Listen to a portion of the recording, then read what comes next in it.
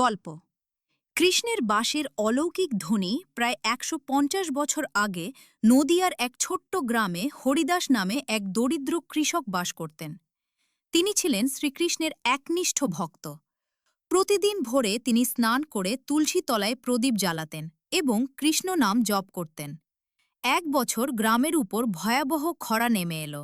মাঠের ফসল শুকিয়ে গেল, পুকুরের জল কমে গেল, মানুষের মনে দুশ্চিন্তা বাড়তে লাগল। গ্রামের অনেকেই আশা হারিয়ে ফেলল, কিন্তু হরিদাস প্রতিদিন আগের মতোই কৃষ্ণের পূজা করতেন। এক রাতে তিনি স্বপ্নে দেখলেন এক শ্যামবর্ণ বালক ময়ূরপঙ্খী মুকুট পরে তার সামনে দাঁড়িয়ে আছেন। বালকটি মধুর কণ্ঠে বললেন, হরিদাস, ভোরে গ্রামের বটগাছের কাছে এসো। পরদিন ভোরে হরিদাস সেখানে গেলেন। হঠাৎ তিনি দূর থেকে এক অপূর্ব বাঁশির সুর শুনতে পেলেন। সেই সুরে চারদিক যেন আনন্দে ভরে উঠল। কিছুক্ষণের মধ্যেই আকাশে মেঘ জমতে শুরু করল।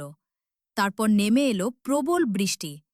গ্রামের মানুষ আনন্দে আত্মহারা হয়ে গেল। শুকিয়ে যাওয়া মাঠ আবার সবুজ হয়ে উঠল। হরিদাস বুঝতে পারলেন এটি তার প্রভু শ্রীকৃষ্ণের কৃপা ছাড়া আর কিছুই নয়।